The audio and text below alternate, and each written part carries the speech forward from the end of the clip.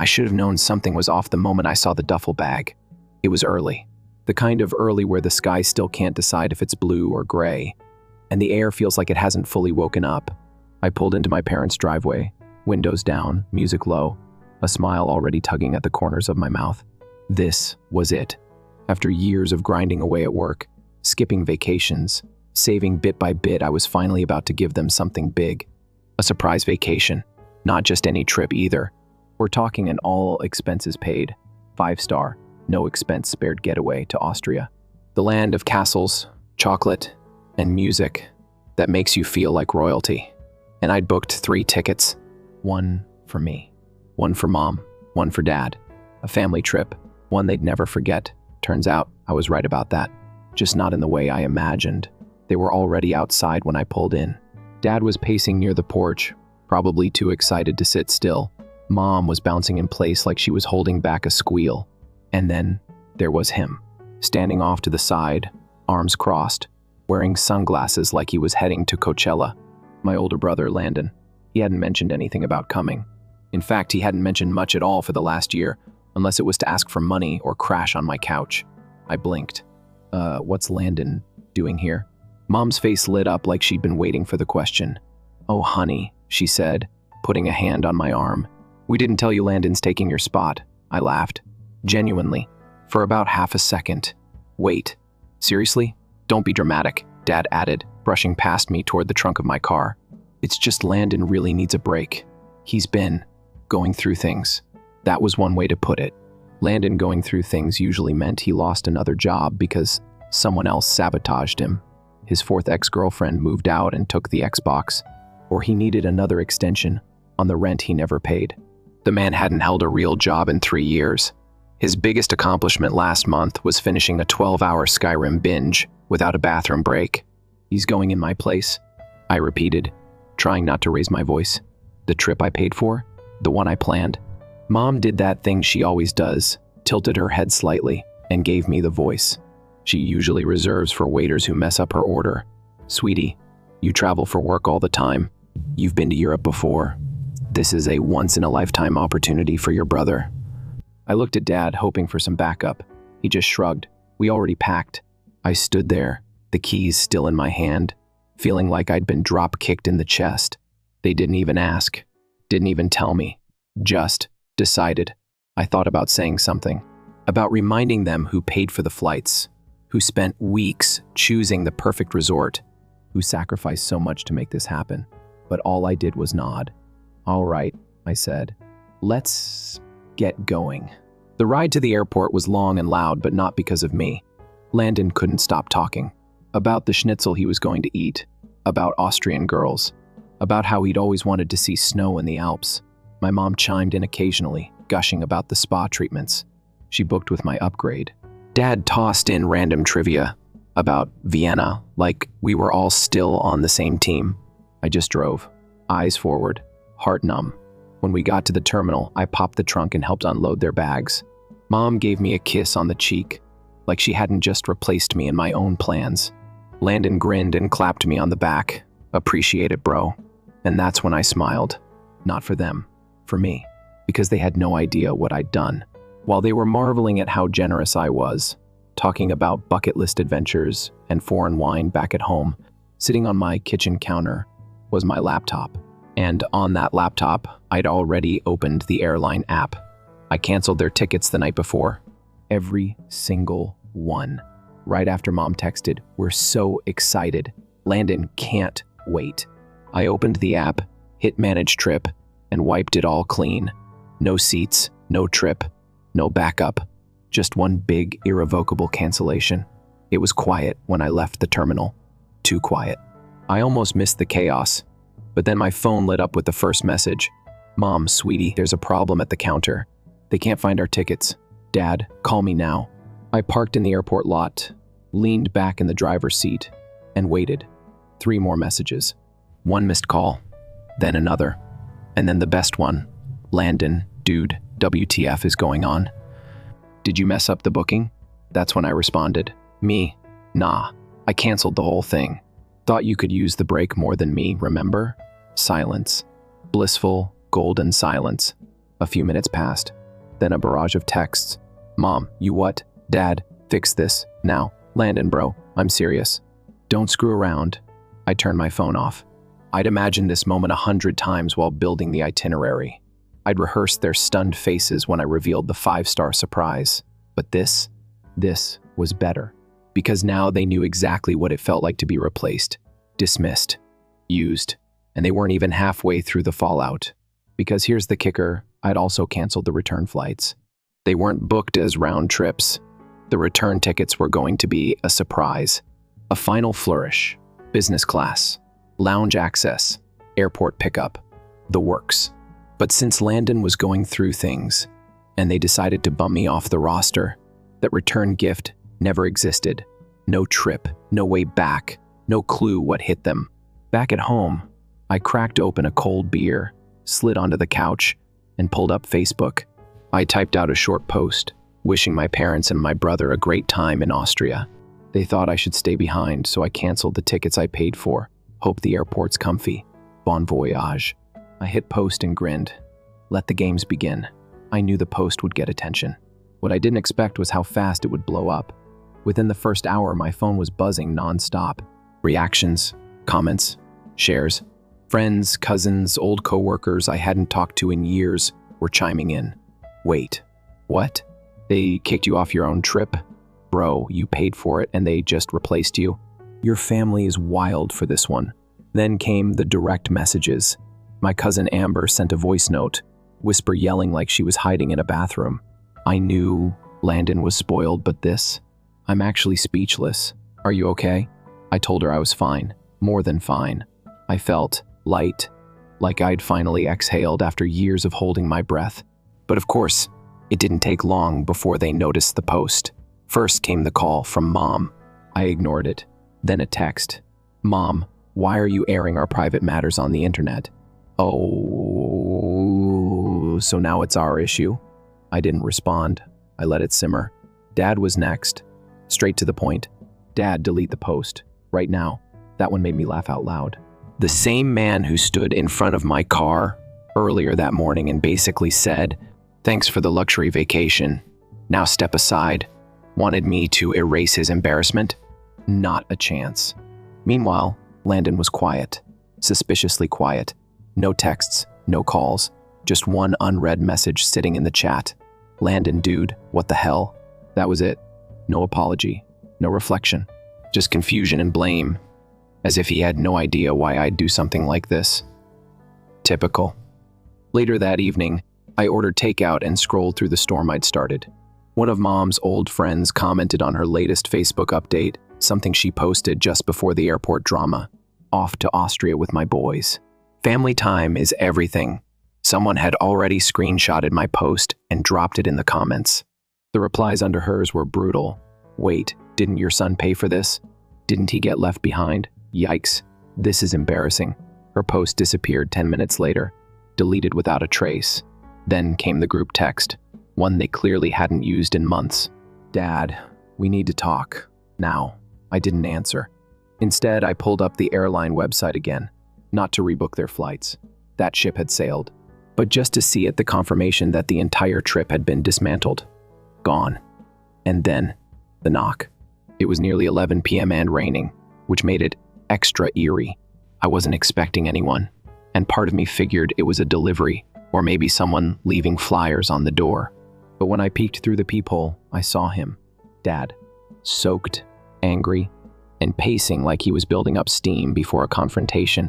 I considered not answering, letting him stand out there until he gave up. But curiosity got the better of me. I cracked the door open.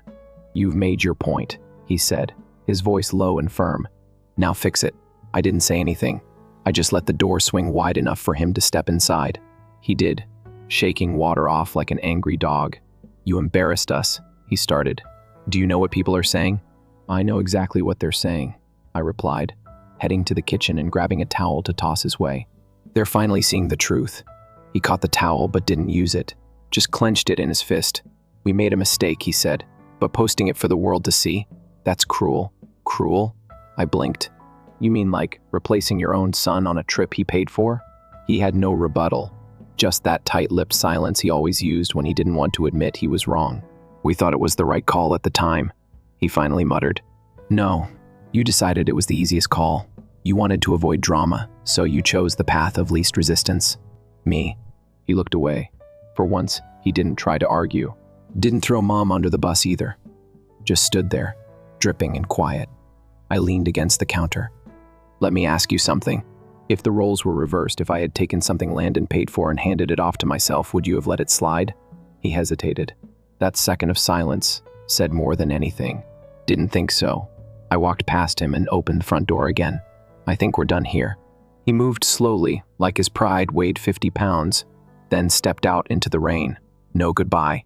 No thank you. Just the fading sound of wet footsteps down the driveway. I shut the door and leaned back against it. My hands were shaking a little, not from fear, but from the adrenaline of finally standing my ground. I didn't sleep much that night. Not because I felt guilty. I didn't. I was just awake. Alive, even. I thought about all the birthdays I spent alone because Landon needed the attention. All the times I got secondhand gifts or no gifts at all because they were saving for something he wanted. The college fund that mysteriously dried up after he failed out of his third school and needed one last chance. And now they were shocked I didn't roll over. The next morning, I got a text from Landon. Landon, Mom's freaking out. You need to call her. No, I didn't. I needed coffee. While I waited for the kettle to boil, I looked through the messages again. The guilt-tripping ones, the manipulative ones, the classic lines like, family comes first, and this isn't what your mother needs right now. But not one of them asked what I needed. Not one apology. Not 1 ounce of accountability. I took my coffee and stepped out onto the balcony. It was still cloudy, the air thick with the scent of fresh rain, the kind of morning that feels like a clean slate. And then my phone buzzed again. A number I didn't recognize. I let it go to voicemail. 30 seconds later, another text came through. Unknown, hey, this is Aunt Cheryl. I just wanted to say good for you. It's about time someone stood up to them. I smiled. A real one.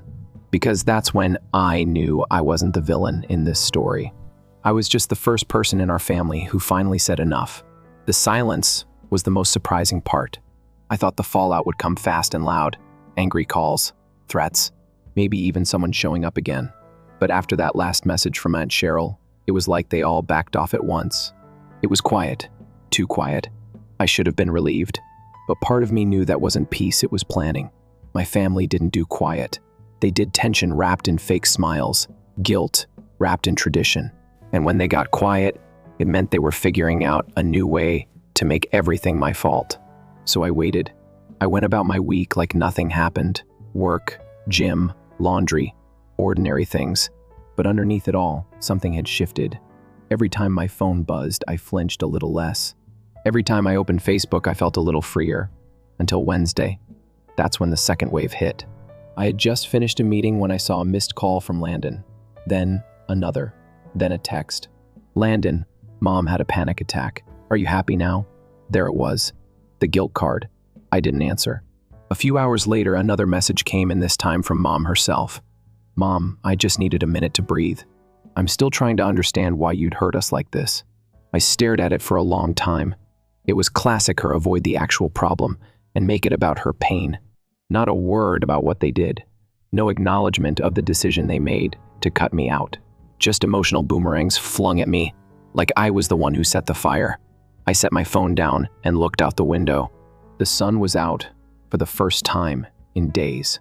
Warm, golden light pouring across my little balcony. It felt like clarity. So I grabbed my laptop and started writing. Not a social media post this time, just a document. Something for myself. I wanted to see the truth laid out clearly, without emotion clouding it. Every birthday forgotten. Every trip I paid for that turned into a Landon-centered vacation. Every favor they asked that wasn't a request but a demand. Every time I was called selfish for saying no. Line after line. I wrote until my hands ached. It wasn't for revenge. It was for reality. For proof. Because even now, a part of me still questioned myself. Maybe I was overreacting. Maybe I was being dramatic. But the more I wrote, the more I remembered. The more I remembered, the more I knew. This wasn't one mistake. It was a lifetime of patterns. and I was done being quiet about it. That evening, I opened Instagram and posted a photo, just a simple one. A mug of coffee, a view of the balcony, a caption underneath. Peace costs something, but it's worth every penny. It wasn't dramatic, it wasn't direct, but people knew. The messages started trickling in again. Old friends, former classmates, even a few distant relatives who I barely talked to. And one by one, they all said the same thing. You did the right thing. It's wild how many people carry their own version of this story. A sibling who took everything. Parents who always chose someone else. The quiet kid who became the reliable adult, only to be forgotten when they needed something in return. That weekend, I met up with Rachel, my cousin, the only one who reached out from day one without trying to guilt me. We sat at this small rooftop bar downtown, nothing fancy, just twinkly lights, cheap wine, and the hum of city noise below us. She listened, really listened, not with pity, but with understanding. I always thought your family had it all together, she said at one point. Your mom's posts always made it look like everything was perfect. I laughed into my drink. Yeah, that's kind of her superpower. Rachel leaned in. But it's not real, is it? Nope. She didn't ask for details. She didn't need to. That one sentence was enough. And in return, she told me about her own drama, her sister's wedding, a canceled inheritance, petty fights that turned permanent. It felt good to share space with someone who got it, someone who didn't ask me to fix anything or be the bigger person. Afterward, as we hugged goodbye, she whispered, "Don't go back. Not until they meet you where you are." I nodded. I already knew I wouldn't. Not this time. Back home, I sat in the quiet again, but it felt different now. Less like waiting and more like arriving. I wasn't just stepping away from the chaos. I was building something outside of it. The next morning, I got a package. I wasn't expecting anything, so I opened it with zero anticipation. Inside was a small envelope. No name on it, just my address, handwritten. I pulled out the card. A note from Mom. We didn't mean to hurt you. We just thought it was the best thing at the time. Landon really needed it. I wish you'd understand. Can we please move past this? No apology, no ownership, just more justification. Underneath the card was a small trinket, a souvenir from the airport gift shop. One of those generic magnets with a picture of the Alps. They hadn't made it to Austria, but they still grabbed something before leaving. I set it on the counter and walked away. I wasn't angry anymore, just tired. Tired of pretending those little gestures made up for years of decisions that said you don't matter. They wanted to move on without actually moving through anything. I couldn't do that anymore. I pulled out my phone and typed one final group message. Me. I hope you all find what you're looking for. I really do. But I'm done playing the part you assigned me. I'm not your fallback. I'm not your fixer. And I'm definitely not your bank account. I'm just me. And that should have been enough. I hit send, blocked the thread, turned my phone off, and breathed, not like before. This breath went all the way down. This time, it felt final, and clean, and real. It's strange how cutting ties can sometimes feel like reconnecting with yourself. I didn't know what came next. And for once, I wasn't afraid of that. You ever feel like you've been holding a heavy backpack for so long, you forgot it was even there until you finally take it off? That's what the days after that final group message felt like. I didn't celebrate. I didn't cry. I just existed, freely. It's hard to explain to someone who's never had to cut ties with people they still love. Because yeah, I love them. Even now, that's the part that stings. You don't walk away from hate. You walk away from pain. And I was done pretending it didn't hurt anymore. They didn't respond to the message. Not directly. But the silence spoke loud enough. A few relatives liked my posts on Instagram. A couple of cousins reached out with just checking in texts. But no one brought up the trip, the fallout, or the message I sent. It was like they were all tiptoeing around a room with broken glass on the floor. Then Sunday came, and with it, a call I didn't expect. Rachel again. "Hey," she said, a little out of breath. "Are you sitting down?" That's never a good opener. "I'm at the park," I replied. "What's up?" She sighed. "Mom just called me. Apparently there's a family dinner next weekend. At your parents' place." I laughed. "Let me guess they didn't invite me." "No, they did, but with a twist." I paused. "What kind of twist?" "They're calling it a forgiveness dinner. They want you there to clear the air. But the way they're talking about it sounds more like a setup than a reunion. Of course it did. My parents didn't do apologies. They did performances. I thanked Rachel for the heads up and said I'd think about it, but we both knew I wouldn't go. I had no interest in playing the bad guy in someone else's redemption arc. Still, the call stirred something. Later that night, I found myself scrolling back through old photos on my phone. Holidays. Graduations. One random beach trip from years ago where Landon forgot to bring sunscreen and turned tomato red by lunch. There were smiles in those pictures, laughter frozen in time. It made me wonder, were those moments real or just quiet in between the chaos? I don't know. Maybe both. But what struck me most was how often I wasn't in the photo. I was always behind the camera, always the one capturing everyone else's happiness, never part of it. That hit harder than I expected. I turned my phone off and sat in the dark for a while. No music, no TV, just the hum of the fridge and the soft sound of the world outside going on without me. And for the first time in a while, I didn't feel lonely. I felt still, balanced. The next morning, I got a text from Landon, the first one since his vague mom's freaking out guilt bomb. Landon, I don't get why you're still mad. It's just a trip. You can afford another one.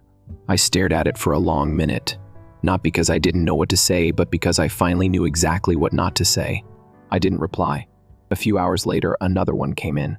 Landon, I get that you're hurt, but can we just move on? Everyone's tired of the drama. Ah, there it was. The magical fix-it phrase, let's just move on.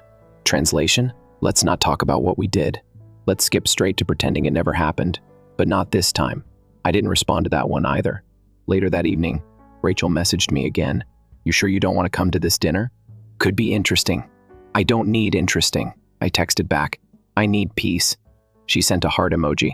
Then a second message. Proud of you. That meant more than I let on. Most of my life, I've been chasing their approval like it was some golden key to finally being seen. But Rachel's quiet validation, that landed differently. It wasn't performative. It was real. That weekend, I didn't go to the dinner. I went hiking. I left my phone on airplane mode and drove 2 hours out to a trail I hadn't visited since college. It was steep, muddy, and brutally honest, just like life. But the view? God. Wide skies, tall pines, a silence that didn't ask anything of me. I stood at the overlook and just breathed. I didn't think about the trip, or the dinner, or what my parents were saying about me in a room full of relatives. I didn't think about Landon or the magnet on my kitchen counter. I thought about me, the version of me that existed before I got swallowed by family dynamics and expectations. I remembered the boy who used to draw comics in math class, who once dreamed of building a treehouse out back, who didn't feel guilty for putting himself first. I missed that kid. And maybe, just maybe, I was starting to find him again. When I got home, my phone lit up like a Christmas tree.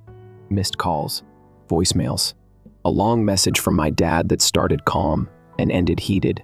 Something about disrespecting the family and ruining a chance to make things right. But the thing is, I wasn't the one who ruined anything. I just stopped pretending nothing was broken. And apparently that made me the enemy. I listened to the whole message once, then deleted it. No anger, no tears, just a strange kind of relief. They still didn't get it. Maybe they never would. But I was done trying to make them. Some people say silence is awkward, but when you've lived your life trying to earn approval, silence starts to feel like safety. After that missed family dinner, the messages tapered off. No more pleading, no more guilt trips, just quiet. And not the kind that waits to explode. This felt like distance settling in, like they were finally realizing I meant it, that I was done being the easy target, the safety net, the one who never pushed back. Days passed, then a full week. It was strange, waking up without dread. I didn't brace for texts. I didn't rehearse conversations in my head. I just lived. Simple things hit differently. Drinking coffee without checking my phone, taking walks without replaying arguments, actually laughing with coworkers, knowing I didn't have to explain myself to anyone later. The best part, I could breathe. Not the shallow kind. The kind that fills your lungs all the way and lets your shoulders drop. I'd forgotten what that felt like. Then, out of nowhere, I got a call from an unknown number. I let it ring. Voicemail picked it up. 2 minutes later, another call. Same number. Then a text. "This is Carla, your parents' neighbor. I need to talk to you." I hadn't spoken to Carla in years. She used to bring us holiday cookies when we were kids. A gentle, no-nonsense woman who always had a flower-patterned apron on, even when she wasn't cooking. Curious, I called her back. "Hi, sweetheart," she said right away. No pause. "I don't mean to intrude, but I think you should know there was a scene here yesterday." Loud yelling. "Your mother crying on the porch." Landon slammed the door and peeled off in his car. My stomach didn't drop, but I did sit up straighter. "They've been struggling," she continued carefully. "Your father's been out of work for a while now. Not that it's anyone's business, but when people yell that loudly in the yard, it becomes everyone's business." I was quiet for a moment. I hadn't known about the job. They never mentioned it. "Thank you for telling me," I said softly. "I know you're keeping your distance," she added. "And from what I've heard, I don't blame you. But I thought you should know what's going on. That's all." She hung up before I could reply. I stared out the window after that, letting the words settle. Part of me felt that old instinct rising the fixer in me. The part that wanted to drive over, sit them down, help solve the problem. But then I remembered. They only came to me when they needed something, never when I needed them. And suddenly, I didn't feel the urge to run to their rescue anymore. I felt detached, not cruel, not cold, just separate. Later that day, Rachel texted me. "Rachel, heard about the scene at your folks' place. You okay?" "Me, I'm fine, just processing." "Rachel, you always are. Processing, I mean. No one ever asks what you need." That one hit, because it was true. People came to me for logic, solutions, level-headedness. But no one ever asked what held me up while I held everyone else. I didn't reply. I just stared at her words. It made me think about all the times I swallowed my own emotions so others could vent theirs. All the times I minimized my pain so they wouldn't feel bad. All the ways I made room for them without asking them to make room for me. And now, that version of me was gone. Not bitter, just finally prioritizing himself. That weekend I went out with some friends. It had been a while since I'd said yes to something that wasn't out of obligation. We grabbed tacos, told old stories, laughed about dumb things. For the first time in a long time, I wasn't thinking about how I looked through someone else's lens. I was just there, present. After dinner, one of them pulled me aside. "You seem lighter," she said. "Like something fell off you." I smiled. Maybe something did. When I got home, I saw it. An email from my mother. Subject line, "Please read." I almost didn't open it, but I did. "We're not okay. Your father won't say it, but he's struggling. I am too. Landon's angry all the time, and I don't know how to reach him. We didn't think this would go so far. We didn't think you'd cut us off for good. I know we've made mistakes, but you've made your point. Loud and clear. I hope it made you feel powerful. I hope it was worth it. Maybe one day you'll remember we're your family." That last line twisted something in my chest. I didn't reply right away. I read it 3 times, then closed my laptop and just sat in the quiet. Powerful? No. That wasn't what this was about. It was about peace, and boundaries, and being seen. But maybe to them, those things looked like power because they were so used to me having none. The next morning, I wrote back. This was never about revenge. I didn't want power. I wanted respect. I wanted to matter as much as Landon. I wanted to be included in decisions that affected me. You took something I gave out of love, and you handed it off without even asking me. You didn't just erase me from a vacation. You erased me from the equation. So, no, I'm not coming back just because things got hard. I'm not your safety net anymore. You'll need to learn how to stand on your own, just like I did. I hit send, then turned off email notifications for the week. Not because I was angry, because I was done being reeled back in by guilt wrapped in grief. Letting go of that role, that version of me, felt like losing a limb at first. But now, it felt like healing. Because sometimes, choosing peace means walking away. Even if you love the people you're walking from, time passed. Not in big, dramatic waves, just slowly, softly. Like watching leaves change color day by day. No explosions, no breakdowns. Just distance doing what distance does best, quietly reshaping everything. I didn't get a reply to my last message. Not from my mom, not from anyone. And honestly, that was okay. For the first time, silence didn't feel like a threat. It felt earned. I kept living, not in some dramatic rebirth kind of way, just intentionally. I took up running again, cleaned out my apartment, started cooking instead of ordering takeout every night. Little things, but each one felt like reclaiming something I hadn't even realized I'd lost. And then, about a month later, it came. A letter. Not an email, not a text. A real letter, folded neatly, handwritten, my mom's handwriting. The envelope was cream-colored, sealed with a piece of gold foil, like she was trying to make it look special. I stared at it for a while, unsure if I even wanted to open it. But I did. The first line wasn't dear. It just started. I don't know what I expected when we made that decision. Maybe I thought you'd understand. Maybe I assumed, like always, that you'd go along with it. That's what you've always done, quietly sacrificed. Smiled through it. Picked up the pieces while the rest of us broke things. I see that now, and I hate that it took this to finally get it. I paused, rereading that part twice. Then I kept going. We failed you. Not just once, but repeatedly. And it's not fair that you had to pull away for us to notice. You deserved better, and we didn't give it to you. I know this letter doesn't change what we did. I know it doesn't erase the years of being overlooked, but I wanted to say it clearly, without excuses. We were wrong. I was wrong. I hope, in time, you'll find space for us again.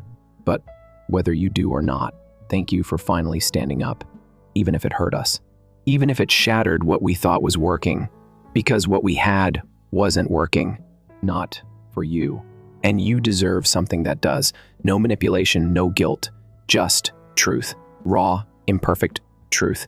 I folded the letter carefully and placed it in a drawer, not because I wanted to bury it, but because I wanted to keep it. Not as a trophy, but as a reminder that people can change. Maybe not quickly. Maybe not fully. But sometimes enough. I didn't write back right away. I wasn't sure what to say. What do you say when someone finally sees you after years of looking past you? Instead, I let more time pass. And somewhere in that time, something shifted in me too. I stopped needing an apology to validate how I felt. I'd already claimed my peace. The apology wasn't the start of healing, it was a result of it. Proof that choosing myself wasn't selfish. It was necessary. One morning, I decided to drive out of the city. Just needed air, space, movement. No destination in mind, just open roads and a playlist of songs I hadn't listened to in years. The kind that made me feel like I was 17 again. Hopeful, unscarred. Eventually, I pulled into a rest stop overlooking a lake. The water was still, quiet, not a single ripple. I got out, leaned on the hood of my car, and just stared. And in that stillness, I realized something simple but true. I don't need them to become perfect. I just need them to meet me where I am with honesty and respect. If they can't do that, I'll still be okay. I can still love them from a distance, if that's what keeps me whole. A few days later, I sent my mom a short message. Me, thank you for the letter. I read every word. She replied within minutes. Mom, I meant every word. I didn't say anything else. There was nothing else to say. Not yet. Sometimes closure doesn't come with a door slamming shut or a tearful reunion. Sometimes it's just an open window and a breeze you weren't expecting. That weekend, I met up with Rachel again. She brought homemade cookies and 2 iced coffees. We sat on my balcony, the same place. I stood weeks ago when everything started unraveling. You okay? She asked. Yeah, I said, watching the clouds roll by. I think I am. We didn't talk much after that. Didn't need to, she knew. And I was tired of explaining myself anyway. Some stories don't need retelling. They just need peace.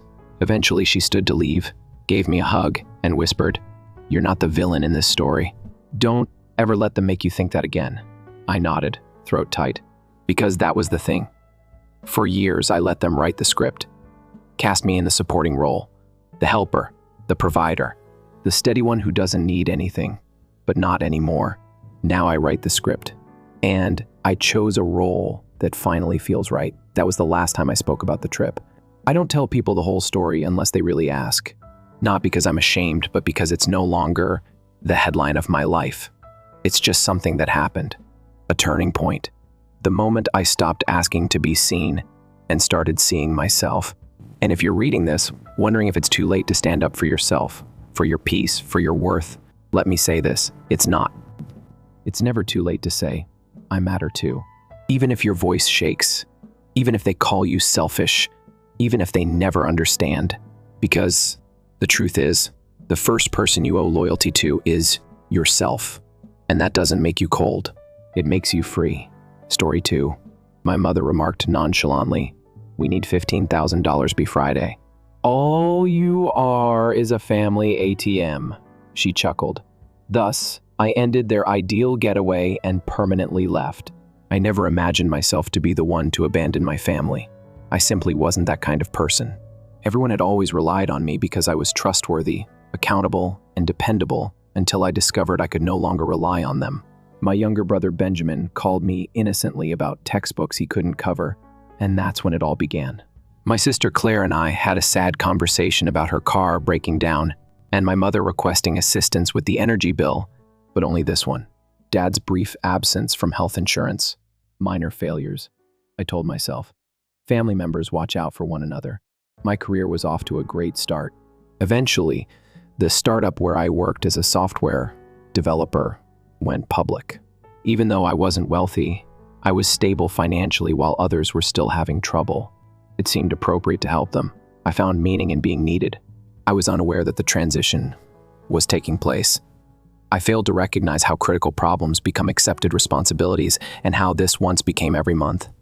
My savings account decreased, and I became less focused on my financial goals.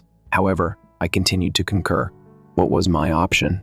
They were my relatives. The demands became more intense, more often, more lavish. Claire needed money for her new place's first and last month's rent.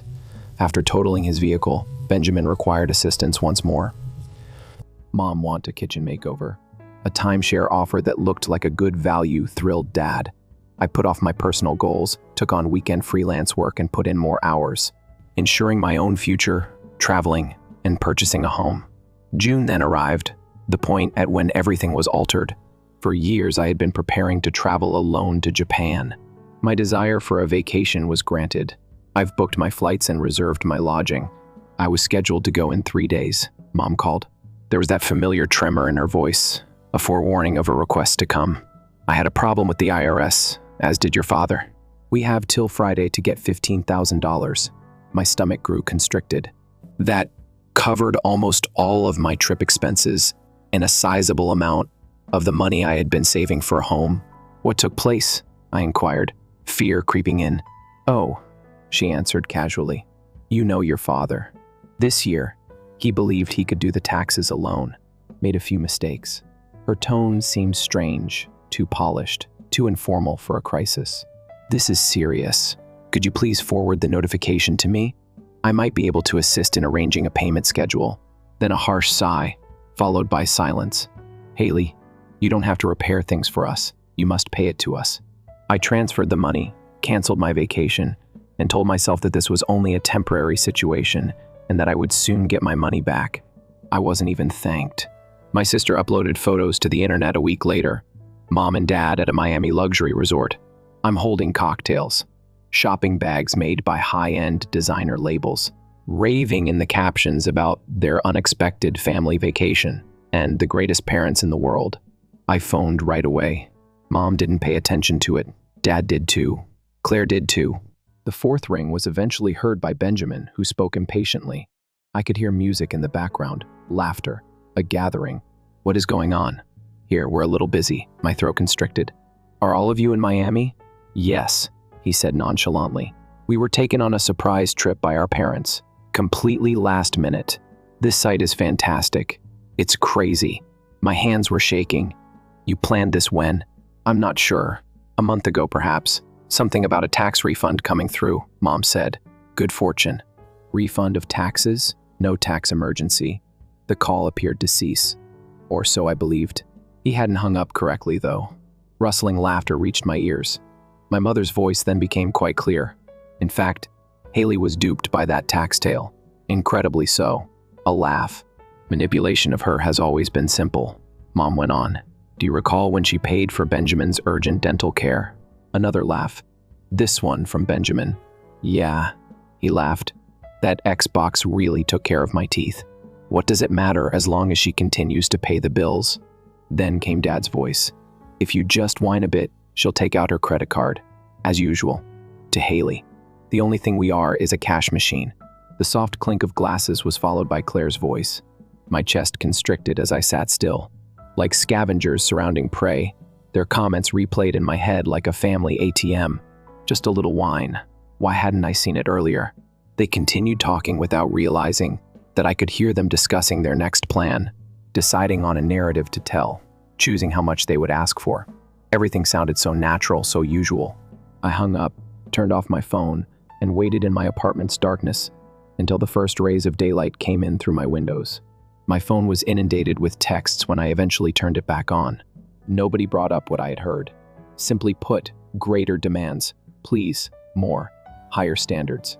Something changed within me, solidified into an indestructible substance. I refrained from confronting them right away, kept what I had discovered a secret. Rather, I devised a strategy. Initially, a financial expert was contacted. I went over each and every dime I had contributed over the previous 5 years. In some locations, the amount made my stomach turn, enough to purchase a house, and in others, many homes. I then looked for a therapist. I started dissecting the poisonous tendencies that had brought me to this point, the manipulation, the shame, and my ingrained need for approval. But I had one last task to complete before continuing. Something to make things right. I had been exhausted by them for years, deprived me of my dreams. Time I could never get back was stolen. My postponed trip to Japan was just the latest in a long line of dreams that had been dashed. I sent the identical message to each of them. I want to give the family a special treat now that I have some extra cash. A genuine getaway to compensate for the loss of Miami. They were so excited that they answered right away. There had been no inquiry as to the source of the funds. For the following 2 weeks, I meticulously planned what they thought would be the ideal family vacation. A dream vacation at a prestigious Hawaiian resort. First-class airfare, special excursions, and every conceivable luxury. I searched the internet for the most luxurious lodging options in Maui, including oceanfront villas with stunning views, private beaches, individualized spa services, and gourmet meals cooked by a top chef. I emailed them pictures of their alleged suites, pictures of horizon-extending luxury pools, details about cabanas where guests may enjoy beverages and the sunset. Dad texted right away. This is what I'm referring to now. At last, my daughter is contributing to the family in a meaningful way. Breathless with joy, Mom left a voicemail. I have to go shopping, she exclaimed. I have nothing fancy enough for a resort like that, clearly expecting me to pay for her new outfit as well. Claire started using social media right away. She tweeted, adding vacation hashtags and tropical emojis, when your sister finally steps up and does right by the family. Benjamin was direct in his statement. You ought to have done something for us by now, rather of using your money in such a self-centered manner. No gratitude at all, not even a shred of gratitude, only a guess, entitlement. As though they had every right to this lavish vacation. I urged them to bring their best clothes for an unforgettable trip and emailed them confirmation details and detailed schedules. I cultivated the expectation for weeks. I gave them something fresh to look forward to each day. A slick brochure for the exclusive tour to Helicopter Island, for whale viewing dinner reservations at restaurants with unachievable wait lists. I had saved information on a hired vessel. As they excitedly pondered what to bring, excited texts began to pour in. As they counted down the days on social media, they happily told their friends and neighbors about the lavish vacation they were planning. To make their trip even more memorable, they had upscale baggage monogrammed with their initials brought straight to their home. Everything had been set up with their comfort in mind. The message that went with it said, the reaction was instantaneous. So happy, so proud, and so resolute that this was exactly the sort of gesture they had always expected. It was all set up the night before they left. They packed their things neatly. There was a buzz of excitement in the air, and anticipation was at its height. They had bought new holiday clothes. Their internet profiles had already been changed, with images with a tropical theme, and an expensive camera had been bought to record every unique occasion. The last message was then conveyed. All reservations have been canceled.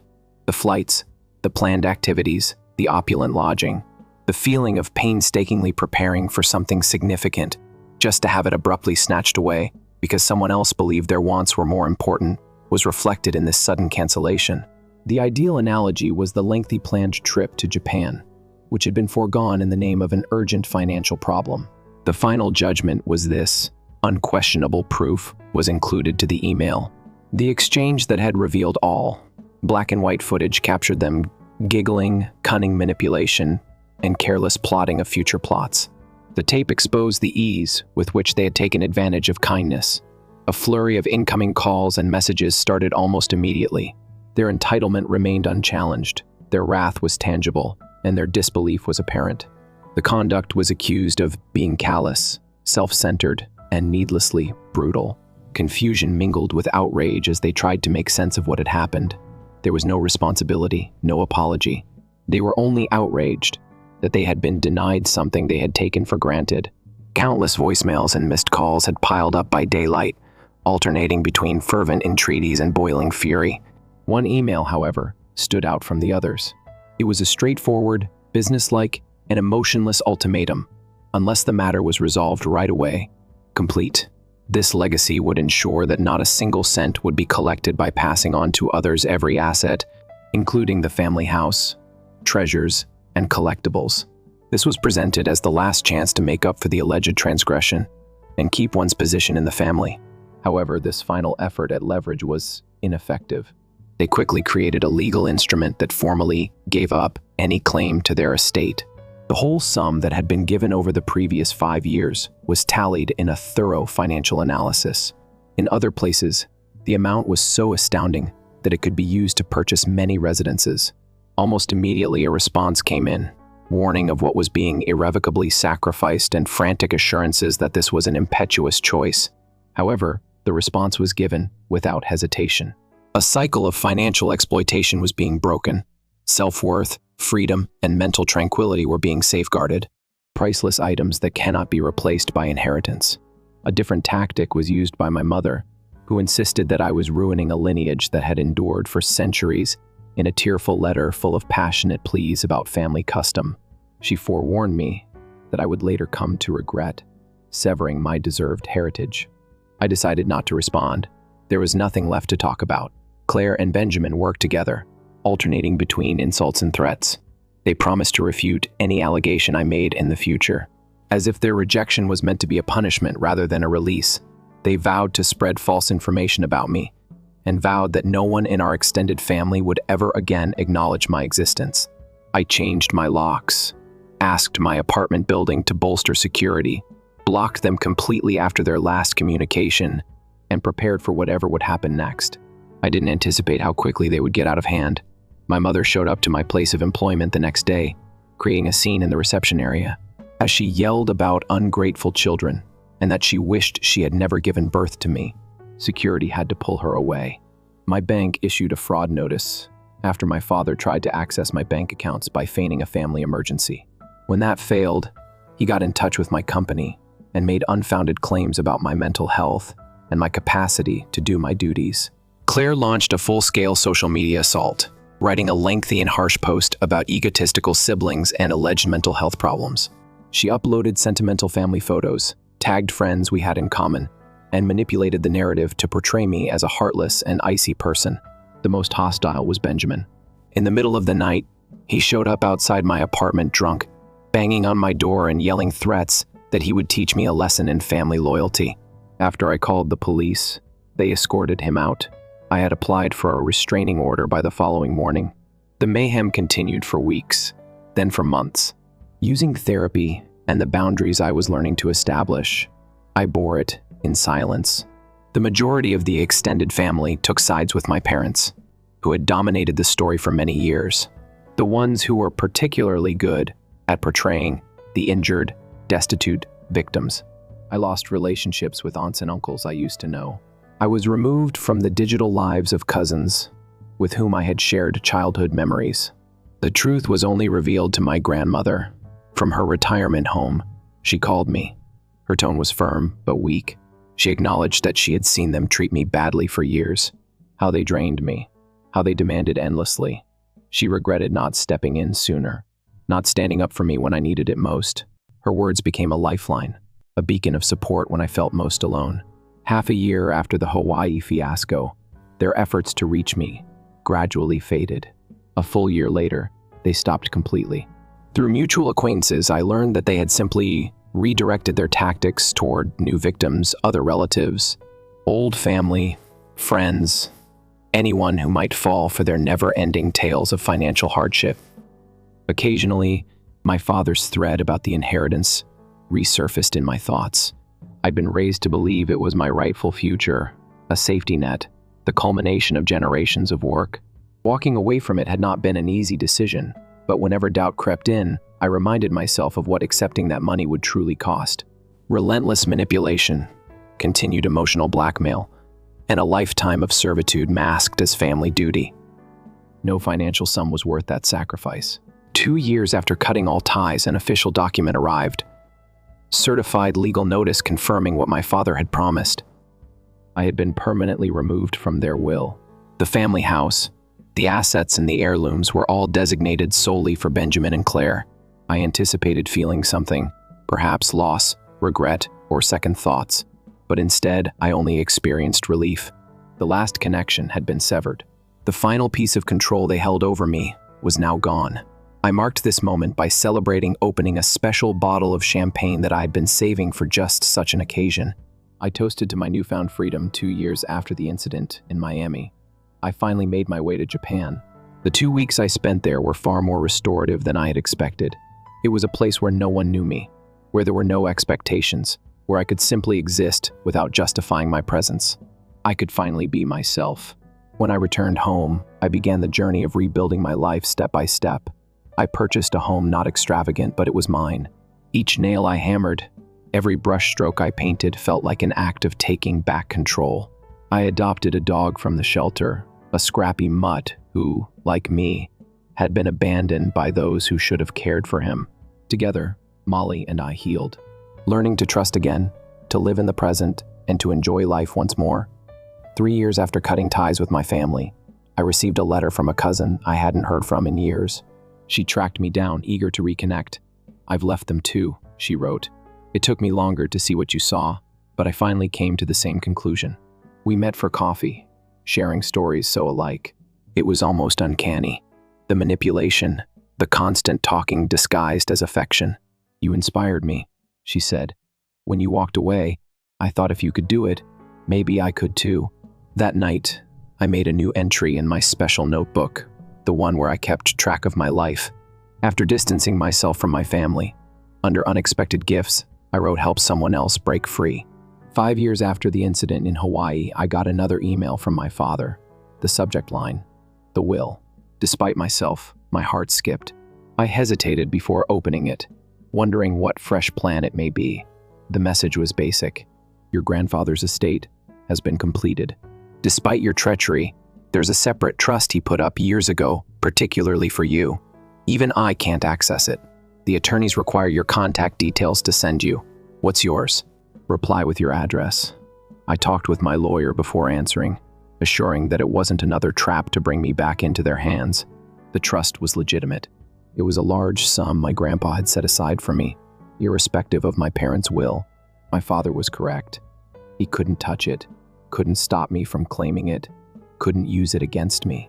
I provided my data to the estate solicitors and got the inheritance with mixed feelings. I was appreciative to my grandfather, who possibly had observed the family dynamics for what they actually were, many years before I did. Nevertheless, I was saddened by his passing and experienced a complicated uneasiness about embracing anything associated with my family.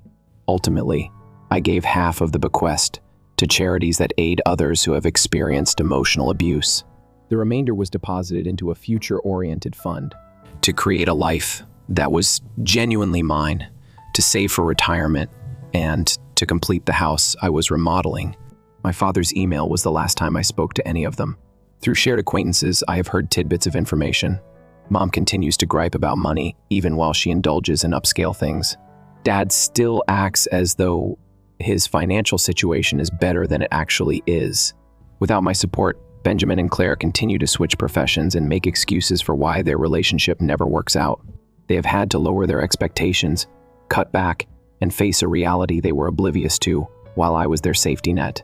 I often wonder how their lives may have changed if I had established limits sooner, if I hadn't allowed their actions to continue for so long, if I had forced them to confront their financial situation before it got ingrained in them.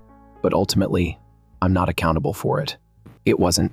Throughout this journey, they will never fully understand what went wrong, which is the toughest fact to swallow. Never acknowledge the damage they did to me or justify the suffering they imposed. I continue to be the antagonist in their narrative of events, the self-centered daughter who left her family and disconnected them when they most needed her, the one who wouldn't give them what they thought was theirs. I used to dream about the ideal conclusion, a genuine apology and a bittersweet reunion. The family is apologizing and acknowledging their errors. However, I've given up on that dream.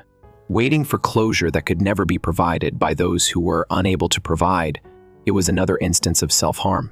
My internal acceptance and realization that their actions were never really about me allowed me to find closure. I was just the easiest resource to reach. They refused to give me the easiest route because I earned it. Since stealing was all they knew, they took.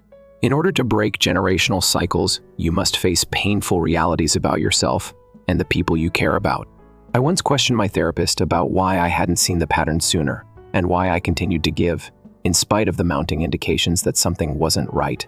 According to her, you were raised to feel that your value was based on what you could provide. They indoctrinated you to put their demands ahead of your own from an early age. Deeply ingrained and evolving is that conditioning. Reverting to previous habits requires tolerance, time, and unending self-compassion. This is not made simple by the world. In our society, martyrdom is praised, self-sacrifice is exalted, and genuine love is defined as giving until nothing is left. However, it is imperative to question that narrative. When you think that your worth is found in giving yourself up for other people, ask yourself who benefits. My family is not like other families. I am aware that certain relationships are beneficial when there is reciprocal support, and when supporting one another doesn't mean losing one's identity, when love isn't exchanged. If you are lucky enough to have such a family, love it, nurture it, and appreciate its rarity and value. And know that a different life is possible if your tale is similar to mine. A life in which connections provide vitality instead of weariness, where your needs are important and love is unconditional. What I can provide to others does not determine my value. It exists without regard to function, utility, or goal. Just because I exist, I am sufficient. You are too. Story 3. Christmas supper is not served. Be careful. Mom sent me an SMS. She responded, "You always make people uncomfortable." They all gathered without me when I found out, so I interrupted everyone. The truth regarding my inheritance was subsequently disclosed by my aunt. As a 35-year-old senior accountant with one of Nashville's top corporations, I believed that my life was well under control. After years of perseverance and hard work, one had built a stable career.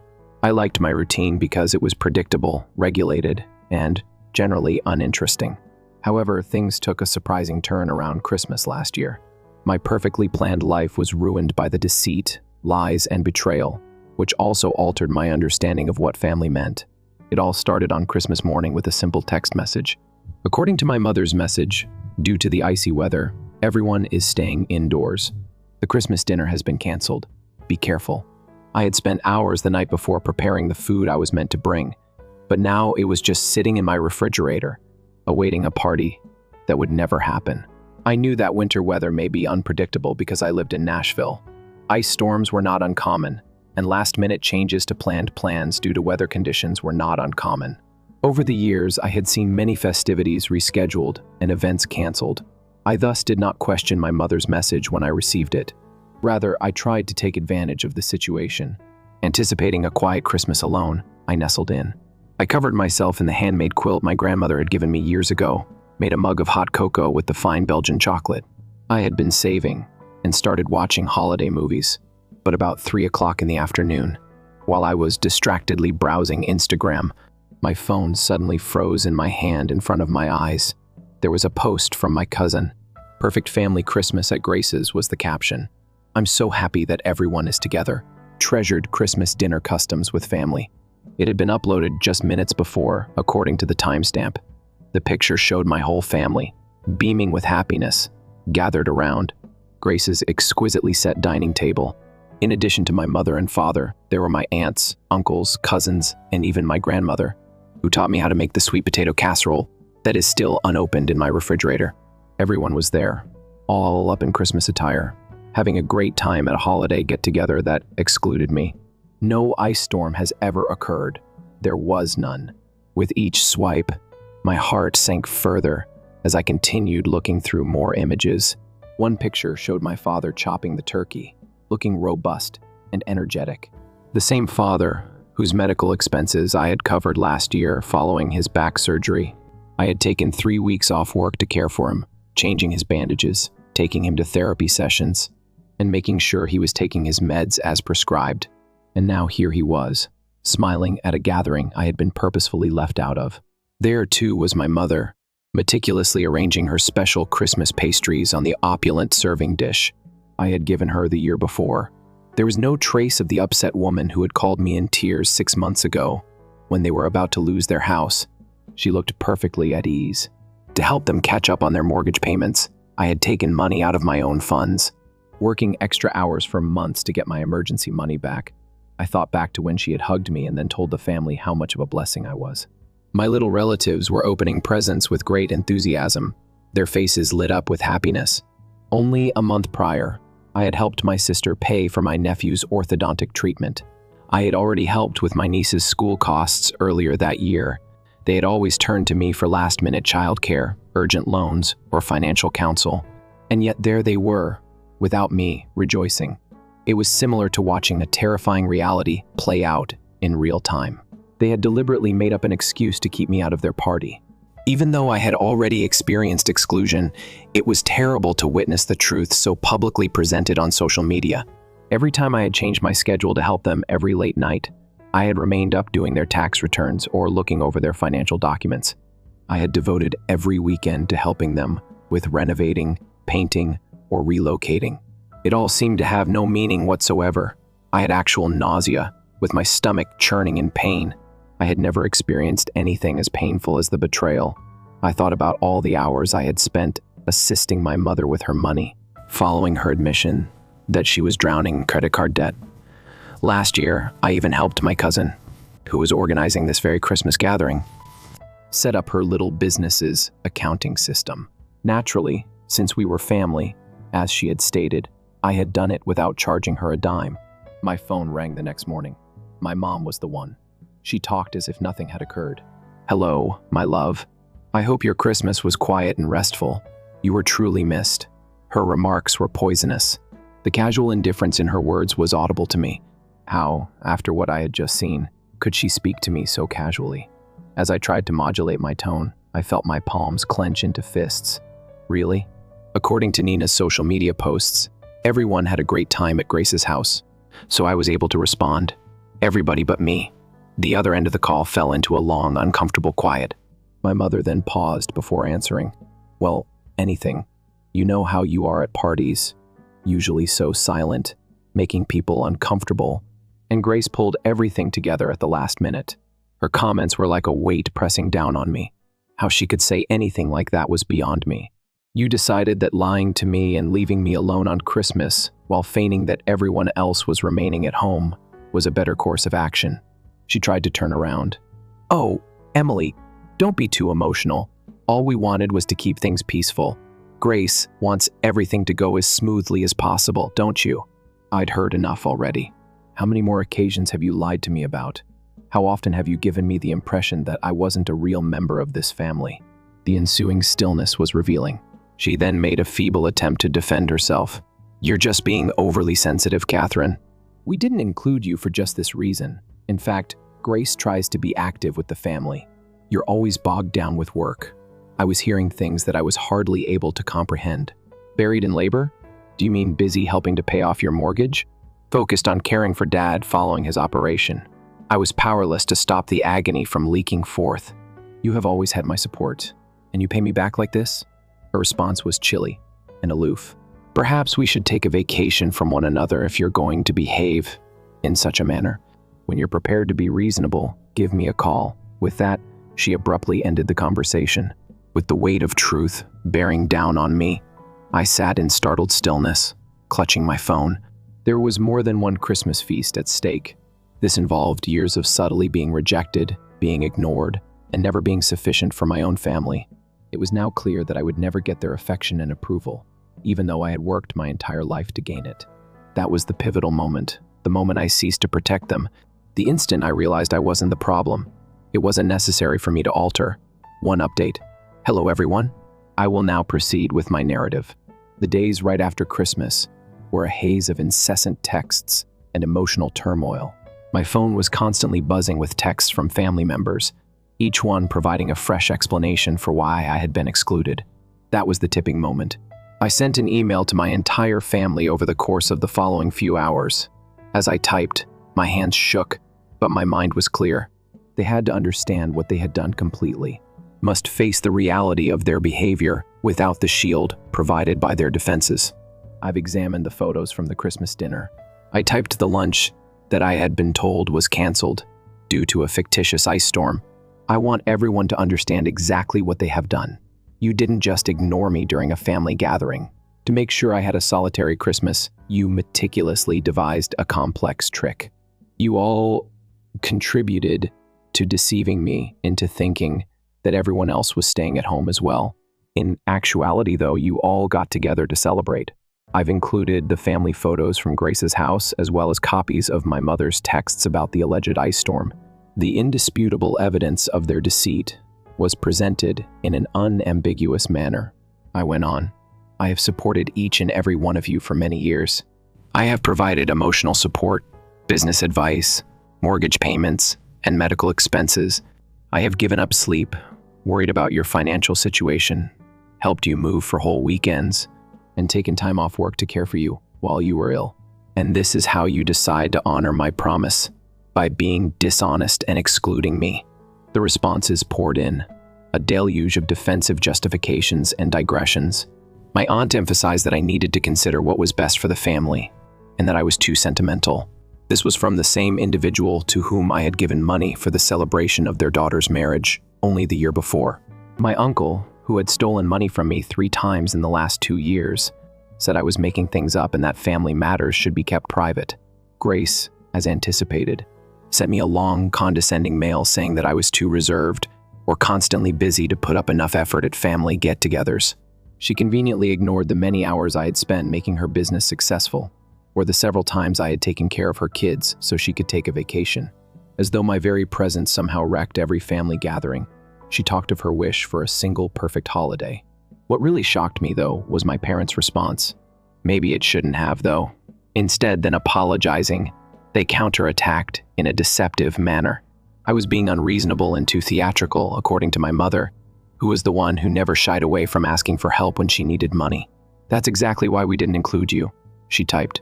You constantly make everything into a huge problem. Can't you just accept the situation as it is and go on? In a strongly written email, my father, the same guy who had relied on me for support during his recuperation from surgery, expressed his belief that family privacy should be respected and that it was totally improper to reveal our problems. With your response, you are embarrassing this family and making a fool of yourself, he typed. We did not raise you to act in this manner. I was aware of the irony that he was supporting their collective dishonesty while lecturing me about family values. I made up my decision at that very moment. I would no longer be their source of income, no more giving them loans, paying their bills, or providing emergency finances or financial guidance. In a last email, I informed everyone that I would no longer be giving money to any family members who had participated in keeping me out of Christmas. The panicked backpedaling started immediately and suddenly became intense. Previously defending my exclusion, family members started expressing their love for me in communications, claiming that it had all been a mistake. My mother called me, crying once more, and mentioned their financial difficulties. I resisted my father's email on the value of family loyalty and accountability. Their responses just confirmed what I had finally realized. I had reached my breaking point. I wasn't really family to them. I was only a resource, something to be used when necessary and thrown away when not in use. It was only when their financial security was in jeopardy that they suddenly became concerned about my feelings. Am I right to adopt this position, to finally say that I've had enough, and to stop providing financial support to people who have shown time and time again that they only recognize me when they need something? They accuse me of being callous for retaliating with money. However, my perspective is different. I'm just making the decision to stop providing financial support to people who have repeatedly shown that, other from times when they need help, they don't view me as a true member of their family. Am I mistaken in my decision? Update 2. Thank you so much for your tremendous support of my last post. I sincerely appreciate everyone who took the time to provide advice and opinions, but just when I thought there was no way the Christmas dinner issue could get any worse, I discovered something that rocked my life to its core. A week after all of this, a message that would fundamentally change everything appeared on my phone screen. My Aunt Zoe, the only family member who had said nothing during this whole ordeal, was the sender. Her letter said, "I know you're hurting right now, but you need to know about something. There is more to this family than meets the eye. Is it possible for us to meet? You are entitled to the truth regarding your inheritance." I felt my heartbeat quicken. Willingness? No inheritance has ever been mentioned to me. I consented to meet her in a peaceful cafe that was distant from the typical locations that the rest of the family visited. When I arrived, Zoe seemed uneasy. She was playing nervously with the rim of her coffee cup. She grabbed a heavy manila folder from her luggage and slid it over the table in my direction. "Your grandfather loved you very much. He wanted to make sure you were taken care of," she added. I thought the whole room was tilting as she talked. My grandpa had left me a sizable inheritance, $235,000 in all.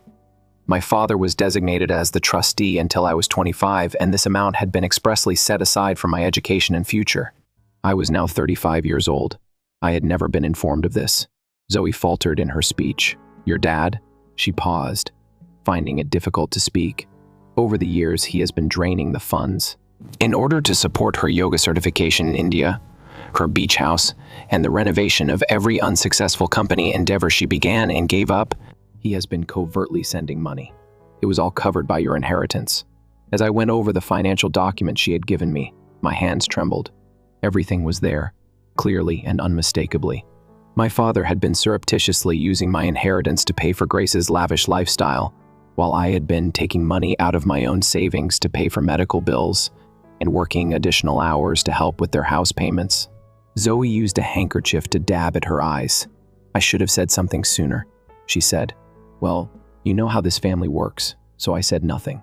"But I couldn't hide this any longer after what they did to you over Christmas. You are entitled to the whole truth." It had become more than just a Christmas get-together.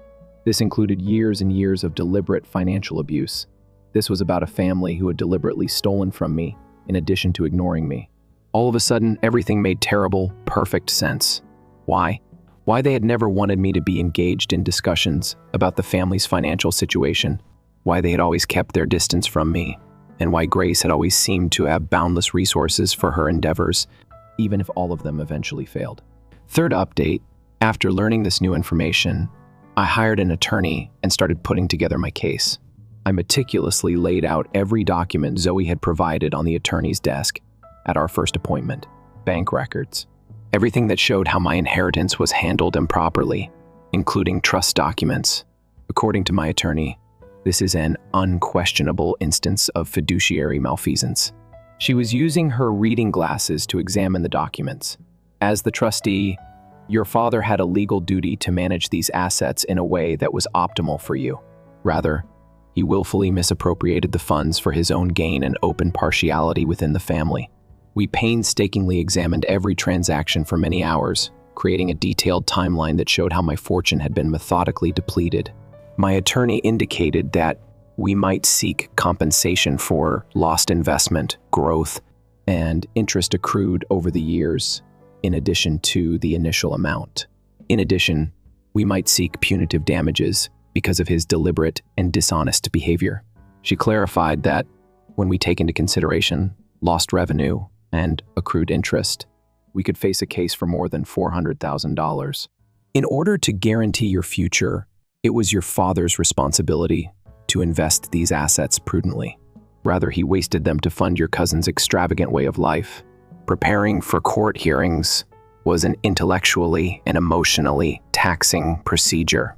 In order to establish that I had been providing for the family, while my own inheritance was being embezzled behind my back, I had to recover years' worth of financial data, including my own bank accounts. I had been completely unaware of the trust's existence, and we collected all the emails, texts, and documents that might prove that. My family reacted strongly when we started the court battle. Even though Grace had never really accomplished anything, my father tried to claim that he had used the money for the family's advantage and that I had benefited indirectly from her accomplishments.